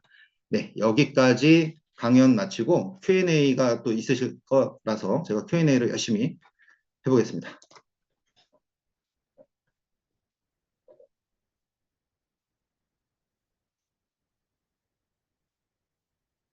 네, 미생물이 바뀌면 뚱뚱한 사람이 살이 빠지는 건가요? 그게 과학자들이 생각하고 있는 건데요. 매우 애석하게도 몇 년 걸릴지는 잘 모르겠는데 저희가 비만은 질병으로 보고 있습니다. 그래서 최근에 이제 뭐 아시는 것처럼 뭐 비만 약이 되게 좋은 게 많이 나왔죠. 일라일리나 여러 가지 노보노디스크나 이런 데서 좋은 게 많이 나왔는데 그런 약들이 강력하게 어떤 대사 과정에 참여를 해가지고 걔를 완전 블록을 시키거나 얘를 부스팅 시킨다고 하면 미생물은 그렇게 강력하게 팍 죽이진 않아요. 그러니까 갑자기 살이 막 없어지진 않지만 계속적으로 지속적인 도움을 주는 그리고 멀티 펑션으로 이게 살이 찐다고 해서 좋은 게 아니고 그 지금 비만약의 가장 큰 문제가 근육이 같이 빠지고 있거든요. 지방이 빠지고 근육이 같이 빠지면 뭔 소용이에요. 근데 그것 때문에 부작용이 많이 나오고 있어요. 그리고 섭식장애가 있어요. 먹으면서 막 토하는 거야. 먹고 나면 너무 부대끼고 그러니까. 그래서 효과가 있어가지고 뭐 일론 머스크도 맞았다고 하고 살이 빠져서 나오고 하고 효과가 좋은데 지속적으로 맞아야 되고 끊으면 다시 원래대로 요요 현상 발생합니다. 그러면 그렇게 살 거냐 고민이 되잖아요. 뭐 저희가 뭐 살이 빠지는 게 방법이 없습니까? 신해철처럼 위 자르는 시술도 있고 여러 가지가 있는데 하지만 그렇게 하는 것보다 저희가 자연적으로 좋아질 수 있는 방법을 찾고자 하는 거죠. 그게 이제 마이크로바이옴에 대한 부분인데 무조건 살이 빠집니까? 라고 질문하시면 그렇지 않습니다. 하지만 좋은 미생물이 많아지면 살이 빠진다는 근거들이 되게 많거든요. 실제로도 프로바이오틱스에서 다이어트 유산균 있잖아요. 그런 것들이 이제 이런 에너지를 버닝 시켜준다거나 에너지의 흡수를 줄여준다거나 여러 가지 그런 대사 경로를 통해 가지고 도와주는데 프로바이오틱스 하나가 도와주는 게 아니고 여러 가지 장내 미생물의 변화를 통해서 도와주는 거니까 더 이펙티브 할 수가 있겠죠. 그래서 마이랩의 아마 미래일 거로 저희도 생각해요. 그래서 저희가 만드는 미래는 이런 것들이 돼야 될 거라고 생각하고 사실 그 지호셉 대표님하고 홀자표 교수님하고 제가 다이어트 유산균 개발 예전에 했었어요. 제가 한동대에서 기술 이전도 했었습니다. 상당히 어려운 기술이지만 가능성은 있습니다. 인베이전은 침입했다는 거를 의미하고요. 제가 이제 침입자라는 표현을 해요. 밖에 있는 나쁜 애들을 침입자라는 표현을 합니다. 왜냐하면은 들어오면 안 되는 애들이 들어오는 거예요. 들어오지 말라고 그렇게 막는데도 들어오는 겁니다. 그렇기 때문에 병원성균들을 인베이전이라고 제가 표현을 했던 거고요. 마이랩 검사하면 맞춤형 식단을 제공해 드립니다. 그래서 제공해 드리고요. 식단 가이드는 분석 결과에 따라서 달라지나요? 예, 맞습니다. 그래서 저희가 마이크로바이옴에 지금 16가지 항목 있죠. 마이크로바이옴 중에 건강 관련된 장내 미생물의 어떤 특징들을 분석한 거를 바탕으로 해가지고 식단을 추천해 드리고 있습니다. 남편은 저포도매, 저는 지중해식이 이렇게 나왔어요. 그래서 제가 아까 잠깐 앞에 말씀드렸는데 일란성 쌍둥이도 다르게 먹으면 달라집니다. 그래서 같은 식구라도 매번 똑같이만 드시기는 좀 어렵고 그리고 기본적으로 가지고 있는 유전적 특성이나 이런 거에 의해서 기본적으로 가지고 있는 미생물이 아무리 같이 사신다 그래도 약간은 다르실 수가 있어요. 그러니까 그런 부분들 때문에 이제 다른 식단을 추천해 줄 수 있는 부분이고요. 저포드맵에 있어서 대두 먹지 말라고 하는데 파이토프로틴에도 대두 섭취해도 되는가요? 인데요. 저포드맵 식단에서 대두를 말씀드리는 거는 이제 소화가 잘 안 돼가지고 그러는 건데 저희가 그 파이토프로테인에 들어가 있는 프로테인 같은 경우는 그래도 처리가 좀 돼서 나오는 거잖아요. 그러니까 콩이 부서져서 가루로 돼 있는 거기 때문에 그렇게 걱정은 안 하셔도 됩니다. 신장 투석하시는 분이 마이랩으로 도움을 받을 수 있나요? 건강해질 수 있는 방법으로 추천해도 되는지요? 지금 만병통치약처럼 모든 질병을 다 치료합니다라고 제가 설명드리면 저는 이제 감옥 갑니다. 그렇게는 말씀을 드릴 수 없지만 장이 건강에 있어서 중요하다. 모든 질병에 있어서 장이 중요한 역할을 하는데 거기에 핵심이 마이크로바이옴이라는 말씀을 드렸고 마이크로바이옴이 건강해진다라고 하는 의미는 질병의 발생 위험을 줄여들 수 있다라고 하는 것하고 연결이 되고요. 실제로 좋지 않은 미생물을 가지고 있을 때 어떠한 질환하고의 상관성이 있는지가 상당히 많이 밝혀지고 있는 중이거든요. 그렇기 때문에 신장 투석을 포함해서 모든 질병과 관련된 것에 있어서 마이랩이라고 하는 것은 아주 기본적인 지표를 저희가 좋게 만드는 걸 하고 있어요. 하기 위한 지금까지 컨센서스가 가장 높은 것이 미생물 다양성을 높이는 것과 위쪽에 있는 포스트바이오틱스 균형 지수를 높이는 겁니다. 이것에 대한 것을 좋게 한다라고 하는 것은 건강이 좋지 않고 질환을 앓으시는 분의 치료를 직접적으로 도와준다는 게 아니고 그분들이 건강한 상태를 좀 더 만들 수 있는 걸 도와드린다. 이렇게 예방적인 측면 또는 건강 보조적인 측면에서의 도움을 생각하시면 될 것 같아요. 겉모닝 할 때 엔자임 바이옴도 같이 먹어야 되나요? 겉모닝 할 때 엔자임 바이옴 드시는 거 문제 없습니다. 겉모닝의 엔자임 바이옴이 저희의 유산균의 벽을 뚫어가지고 죽이고 이렇게까지는 안 하기 때문에 그 정도는 유산균들이 버텨요. 그러니까 겉모닝 할 때 엔자임 바이옴 같이 드셔도 되고요.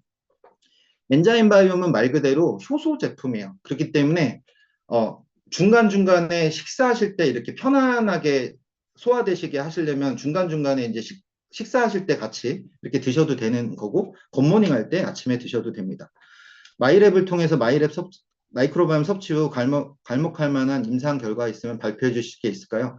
저희가 이미 데이터 가지고 다양성하고 포스트바이오틱스 지수가 얼마나 좋아지는지를 1회차 이상 분석하신 분, 2회, 3회차 분석하신 분들 중에 연구 활용 동의를 하신 분들 4,200명의 분석을 했습니다. 그래서 미생물 다양성의 경우 6% 이상의 분들이 통계 유의성이 있게 평균값이 6% 이상 좋아졌고요. 그리고 포스트바이오틱스 지수가 30% 이상 좋아졌어요. 그래서 이런 결과들은 사실 지금 이제 말씀드리는 게 다른 데 가가지고 설명을 하면은 아니 세상에 그런 시스템이 어디 있어? 우리는 밥 잘 먹고 운동 열심히 하라고 하는 거 말고는 솔루션이 없었어라고 할 거예요. 근데 지금 아메이하고 저희 고객님들하고 만들어 나가는 마이랩 서비스는 계속적으로 그런 결과들을 만들어가고 있고요. 4,200명의 임상 결과라고 볼 수 있습니다. 여러분들이 직접 참여하셔가지고 연구 활용 동의하시면서 실제로 내가 이렇게 좋아졌어를 먹기 전과 먹은 후를 데이터에 다 모으고 있는 거예요. 엄청나게 큰 임상을 하고 있는 겁니다. 그래서 발표한다 그러면 그런 게 이제 임상 결과고요. 단백질이 아미노산으로 변화되는 시간이 걸리는 점을 감안하더라도 마이크로바이옴을 단백질과 함께 먹는 것이 의미가 있을까요? 사실은 단백질하고 따로 드셔도 상관은 없어요. 근데 건강기능식품에서 제일 중요한 게 약하고 동일한데요. 의사분들이 챙겨 드세요, 약 챙겨 드세요. 그래서 약봉지에다 번호 다 써주시잖아요. 아침, 저녁 언제 먹으라고. 똑같습니다. 건강기능식품에서도 까먹지 않고 꾸준하게 드시는 게 되게 중요해요. 많이 드시라는 게 아니에요. 꾸준하게 계속 드셔야 돼요. 프로바이오틱스도 아까 말씀드렸죠. 마이랩의 경우도 그렇습니다. 마이크로바이옴 결과지에서 마이크로바이옴 다양성이 낮은 것이 안 좋은 건가요? 포스트바이오틱스 균형이 낮은 것이 더 안 좋은 거예요? 둘 다 낮아지면 안 좋습니다. 매우 안타깝게도 둘 다 낮아지면 안 좋고 포스트바이오틱스 균형이 낮아지는 거는 현재 활동을 하는 미생물이 적다는 걸 의미해요. 현재 상태를 의미합니다. 마이크로바이옴 다양성이 적다는 거는 앞으로 내가 활동을 할 수 있는 미생물들이 줄어들고 있다는 걸 의미해요. 좀 더 미래 상황에 대한 걸 예측할 수가 있어요. 네, 이 부분에 대해서 이해하시면 좋을 것 같고요. 과민성 장증후군 환자가 마이랩 검사하고 저포도맵이 나왔는데 파이버비츠 식이섬유 드셔도 되나요? 드셔도 되는데 문제는 그 식이섬유를 드시고 불편함을 느끼시면 근데 이 파이버비츠는 아까 그 이용할 수 있는 당이라고 하는 그 범주에 안 들어가요. 예, 그러니까 이제 뭐 과당, 포도당, 뭐 올리고당, 뭐 이렇게 해가지고 이제 과발효가 일어나는 그거에는 안 들어가기 때문에 그렇게 이 좋은 균들은 이용을 하고 나쁜 균들은 이용을 잘 안 하거든요. 그래서 아주 많은 영향은 주지 않는 거고요. 인베이전 아까 영화 이름으로만 알고 계셨다고? 죄송합니다. 모르는, 예, 갑자기 안 쓰던 단어를 제가 써가지고. 음, 결과지에 보면 높음, 낮음 평균으로 나오는데 정확한 수치가 나오지 않는 이유는 무엇인가요? 라고 하는 건데요. 이게 이제 저희가 점수를 처음에 만들려고 했었는데 여러분들이 은근히 1.2점에 목숨을 많이 거세요. 목숨을 건다는 이야기가 1.2점에 되게 예민하시단 말이에요. 근데 사실은 그룹이 중요해요.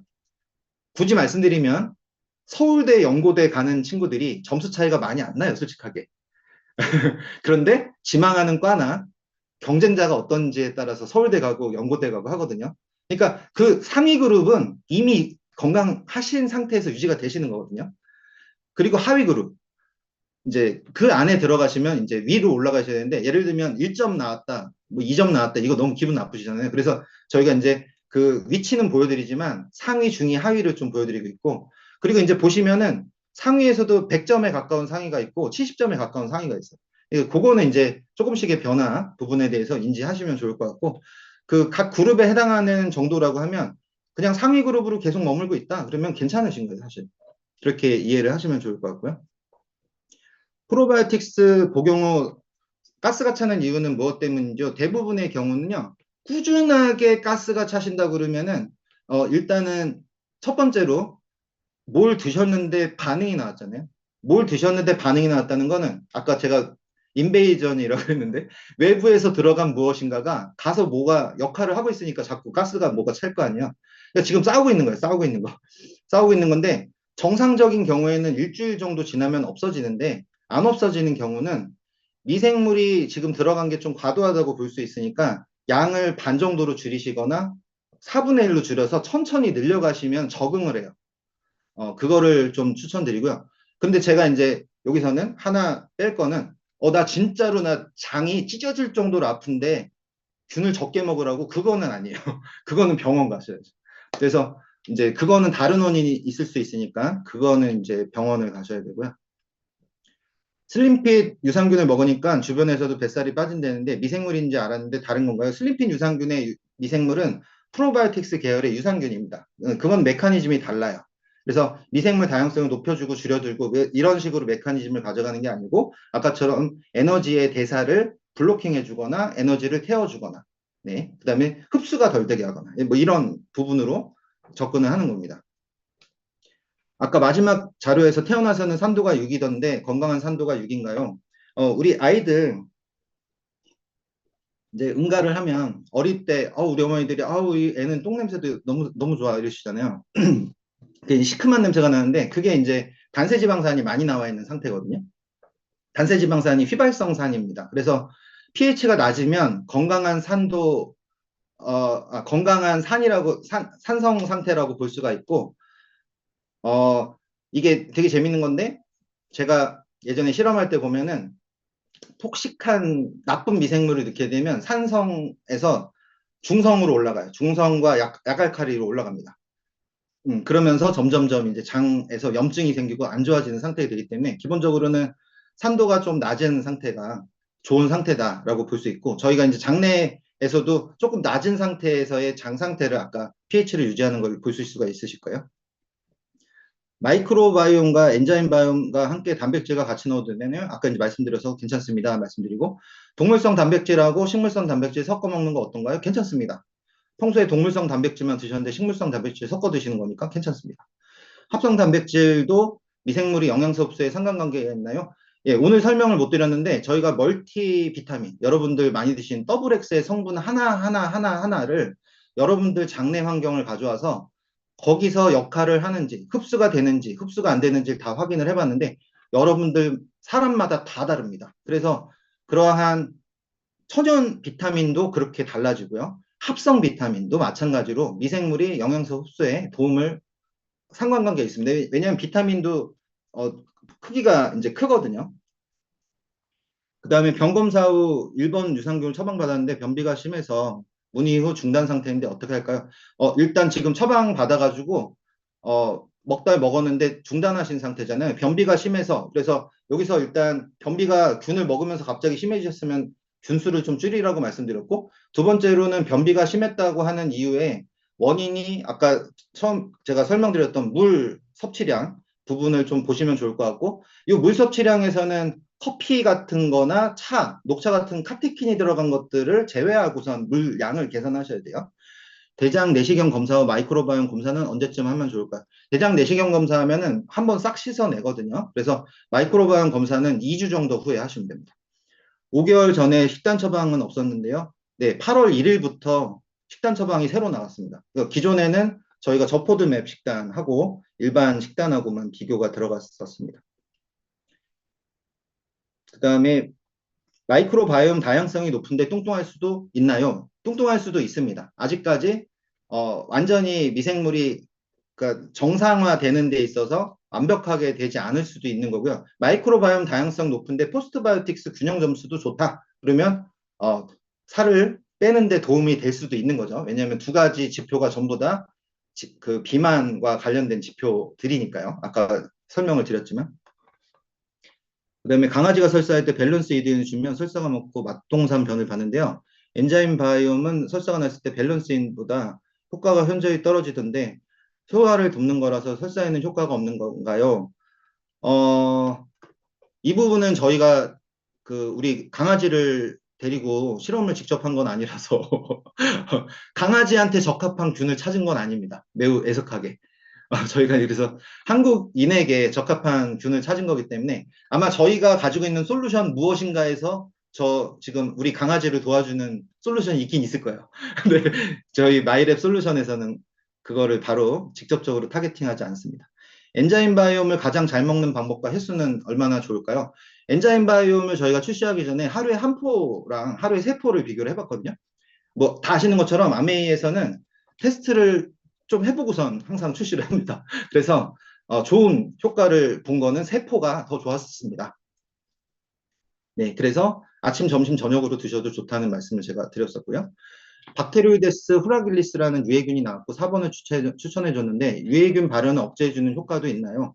당연히 다양성이 늘어났을 때 유해균 발현이 줄어드는 역할 쪽으로 갈 수밖에 없는데 매우 안타깝게도 박테로이데스 후라길리스는 여러분들의 40%한테 발견이 되고 있어요. 예, 그리고 두 번째는 이 균은 무조건 유해형 균이 아니에요.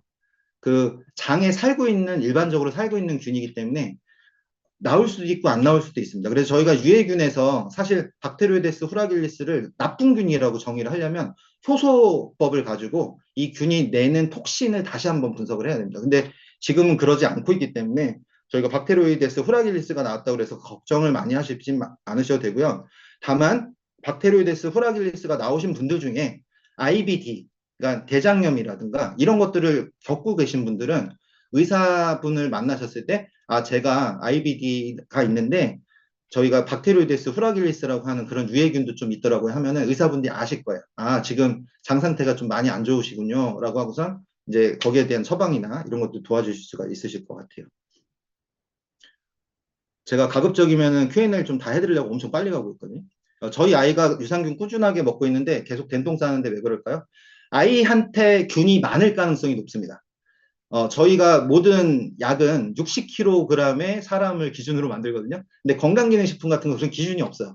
하지만 건강기능식품도 60kg의 성인을 기준으로 만들어 놨다고 생각하시면 좀 좋거든요. 근데 우리 아이들 같은 경우 몸무게가 좀 적잖아요. 그러면은 그냥 한 포 다 먹어도 되는 애는 괜찮은데 변비나 설사를 처음에 시작하시는 경우는 엄마가 한 밥 먹고 아이 밥 먹고 또는 엄마가 4분의 3 먹고 아이가 4분의 1 먹고 이런 식으로 하시면서 조금씩 적응해 나가시면 도움이 되실 수 있고요. 밸런스 위드인 슬림핏하고 마이크로바이옴 3번을 같이 먹는데요. 어떻게 먹으면 될까요? 라고 했는데 아침 저녁으로 띄어서 균끼리 좀 영향을 덜 주는 시간으로 띄어서 드시는 걸 추천드리고요. 장누수가 심한데 마이크로바이옴을 아침 저녁으로 먹으면 더 효과가 있을까요? 건강기능식품 포함해서 프로바이오틱스 계열 그리고 마이랩을 포함해서 꾸준하게 드시는 게 좋습니다. 그 꾸준하게는 인터벌이 더 좁혀져도 돼요. 아침, 점심, 저녁 이런 식으로. 다만 건강기능식품에서 법적인 기준은 사업자분들은 아셔야 돼요. 100억 마리를 기준으로 이제 설명을 하고 있기 때문에 마이랩의 경우는 50억 마리이기 때문에 두 포를 먹으면 하루 권장 섭취량을 먹어버리거든요. 그래서 사실 법적으로는 이거를 더 먹으라고 얘기는 하지 말라고는 하는데 저는 이제 과학적인 부분으로만 말씀드리면은 사실 위해성이 없다고 하면은 더 드셔도 되는 양이긴 해요. 안전한 양이긴 한데 이제 그렇게 기준이 돼 있다는 거는 이해하시면 좋겠습니다. 예를 들면 아까 이제 제가 개발했었던 항아토피 관련된 뭐 이런 균 같은 경우는 하루에 1조 마리까지도 기능성이 확보가 됐었어요. 그러니까 이제 지금 고시형 프로바이오틱스 같은 경우는 하루에서 1억에서 100억 마리라고 하는 그 법적 기준을 따지고 있으니까 관련해서 그거는 기억을 하시고요. 그 다음에 유산균도 미생물인 건가요? 예, 미생물의 큰 범주 안에 프로바이오틱스가 들어가고 그 프로바이오틱스 안에 유산균이 해당되는 겁니다. 프로바이오틱스에는 효모도 있고요. 곰팡이도 있고요. 여러 가지가 다 포함이 됩니다. 첫 번째 제안받은 유산균을 먹다가 두 번째 테스트할 때 유산균을 일주일 정도 안 먹은 상태에서 테스트하는 게 맞지 않나요? 왜냐하면 첫 번째 유산균을 먹은 상태에서 두 번째 제안받은 유산균을 먹는 게 아니니까요. 이렇게 하셨는데요. 그 첫 번째 제안받은 유산균을 먹은 상태가 지금 완성된 상태예요. 그래서 그 상태에서 분석을 하시고 추천된 유산균은 그 환경에서 더 좋은 균을 추천해 드리는 거니까 요거는 지금처럼 헷갈리지 않으셔도 됩니다. 면역 억제제를 먹는 사람은 마이랩을 할 수 없나요? 그렇지 않습니다. 마이랩의 프로바이오틱스와 같은 이런 제제들은, 유산균들은 면역에 있어서 어떤 식으로든 간접적인, 직접적인 영향을 줍니다. 도움이 되면 도움이 되지, 나쁘진 않으실 거예요. 가스가 오후만 되면 많아지는데 이유가 뭘까요? 가스가 많아지는 이유는 이제 드시는 음식 부분 신경 쓰셔야 되고, 그 다음에 가스가 배출이 되려면 사실은 너무 배를 꽉 조이시거나 이러면 안 되는데, 여자분들 같은 경우는 조금 단정하게 입으시느라고 꽉 조이시는 경우, 남자분 마찬가지예요. 복부를 꽉 조이시는 경우 많은데, 실제로 가스가 많이 나오시는 경우, 그런 경우 진짜 많아요, 사실. 그래서 제가 여기서 이제 마이크로바이옴에 대한 이유는 되게 많이 말씀드렸으니까 이제 몇 가지 그런 부분도 좀 더 말씀드리고요. 비염으로 너무 힘드신 분이 위드인 드시는데 마이크로바이옴 검사하시면 많이 도움이 되겠네요. 직접적으로 마이크로바이옴이 다양성이 좋아지면 무조건 비염이 좋아집니다. 이렇게 모든 결과가 나오진 않습니다. 하지만 면역 조절에 있어서의 기본적인 작용, 아까 비염이라고 하는 거랑 제가 개발했던 그 아토피와 관련된 부분은 메커니즘이 거의 비슷해요. 예, 그러니까 도움이 되실 수도 있고 안 되실 수도 있지만 직접적으로 도움됩니다. 말씀드리긴 어렵지만 이 두 지표, 다양성이 좋아지고 포스트바이오틱스가 좋아지면 면역 조절에 도움이 되는 거예요. 그래서 그런 부분들에 대해서 이해를 하시면 될 것 같고요. 검사를 하고 나서 항생제를 먹게 된 소비자가 있는데 결과에 나온 유산균이 효과가 있을까요? 이게 좀 애매하지만 일단 드십시오. 드시고 나중에 항생제를 끝나고 나서 1개월이나 2개월 정도 지난 후에 이분들은 다시 분석을 하시는 게 당연히 좋고요. 너무 강력한 항생제를 오래 드시는 경우는 1개월 이상. 그리고 그냥 짧은 기간 뭐 이렇게 3, 4일 정도 드셨다 그러면은 한 2주 정도나 이렇게 간격을 띄고선 분석을 하시면 됩니다. 마이랩 검사 후 처방받은 유산균을 저녁에 먹는 건 안 되나요? 수면이 안 좋아서 저녁에 먹으니까 잠이 전혀 상관없으십니다. 마이랩 결과 포스트바이오틱 상위 다양성은 하위 하위 95% 나왔는데 이런 경우 장환경 어떤가요? 지금 이제 현재 역할을 그나마 잘하고 있는데 앞으로 장환경이 안 좋아질 가능성이 무진장 높다는 걸 의미해요. 꾸준하게 관리해 주셔야 돼요. 14세 이상 친구는 성장 미생물이 되지 않지만 성장 미생물도 분석돼서 솔루션 제시되는 건가요? 안타깝게도 14세 이상 친구에 대해서는 성장 미생물에 대한 분석은 하지만 그거를 저희가 솔루션 제시하는데 반영하지 않고요. 솔루션 제시는 포스트바이오틱스 지수, 그 다음에 다양성, 이런 주요 지표만 가지고 제시를 해드리는 거기 때문에 이 건강 관련된 장내 미생물이 낮게 나왔다, 높게 나왔다 가지고 제시되지 않습니다. 그 부분은 이해해 주시면 감사하겠고요.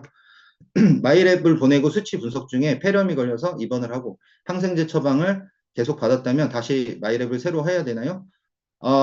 가급적이면 다시 하시는 게 좋습니다. 아까 말씀드린 그 시간 이상에서 하시면 좋고요. 신장 이식 받은 환자가 마이랩을 해도 된다는 거요. 기본적으로 사업자분들 많이 계시니까 건강기능식품을 병이 있으신 분들 먹지 마세요는 뭐 그런 법도 없고요. 그럴 이유도 없으세요.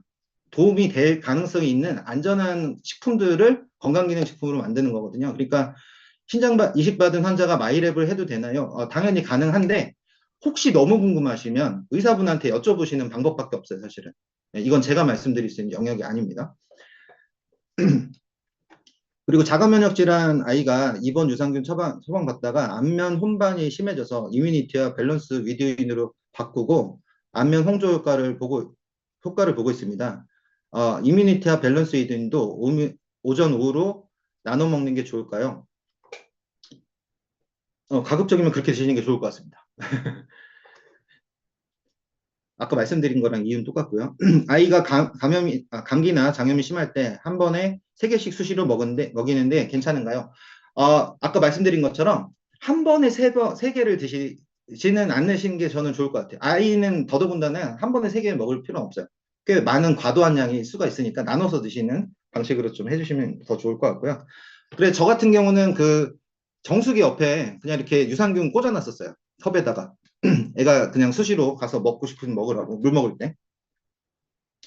크론병으로 스테로이드 젤을 먹었다면 얼마 후에 검사하면 될까요? 이거는 꾸준하게 스테로이드 젤을 먹는 경우는 조금 멈추셨다가 분석하시는 게 좋긴 한데, 그래도 한 달 정도 이후에 하시는 거를 추천해 드립니다. 이제 스테로이드 젤을 끊으시고 나서. 예. 지금 이제 마감을 하시겠다고 해가지고 마지막 2개만 하겠습니다. 더블 X 흡수율 관련해서 학회에서 발표한 거로 알고 있는데 지표로 보고 싶어요. 언제 볼 수 있을까요? 이거는 이제 저희가 사실은 공개할 수 있는 자료로 좀 만들어 가지고 저희가 한번 설명을 드리는 기회가 있을 것 같고요. 아마 지호셉 대표님 통해서 제가 설명드릴 수 있을 것 같다고 말씀드립니다. 네, 장을 잘라내신 분이 있는데 마이랩이 도움이 될까요? 전화로 문의드렸을 때는 개선의 목적으로는 하지 말라 하셨어요. 그래서 저희가 장절제 증후군이라고 하는 게 라스라는 증후군이 있는데 그거에 대한 치료제 만들고 있거든요. 뭐냐면 장을 절제하시고 나게 되면 장을 접합을 하시게 되면은 그 되게 빈번한 설사라든가 그리고 여러 가지 이제 장 트러블을 좀 겪게 되시는데 그런 거에 있어서도 목표는 똑같습니다. 미생물 다양성을 높여주고 포스트바이오틱스 균형을 맞춰드리고 하는 것으로 목표를 가져가고 있으니까 그런 관점에서 봐주시면 감사하겠습니다. 네, 20분 넘게 좀 많이 말씀드렸고요. 제가 이게 보니까 밀레니얼 세션에 들어오시는 시간이 되게 소중하신 시간인데 Q&A를 좀 많이 못 해드리면서 좀 아쉬워하시는 것 같아가지고 가급적이면 좀 빠르게 해드렸습니다. 아, 끝까지 들어주셔서 많은 분들 들어주셔서 감사하고요. 다음에 또 뵐 수 있는 기회 뵙도록 하겠습니다. 다음엔 오프라인에서 뵈시죠. 반갑습니다. 네, 안녕히 들어가십시오. 네, 우리 몸의 제약회사 마이크로바이옴. 오늘 부사장님의 쉽고 명쾌한 마이크로바이옴 열정 강의와 장시간 동안 친절한 질의응답 진심으로 감사드립니다. 부사장님 감사합니다. 네, 감사합니다. 네, 오늘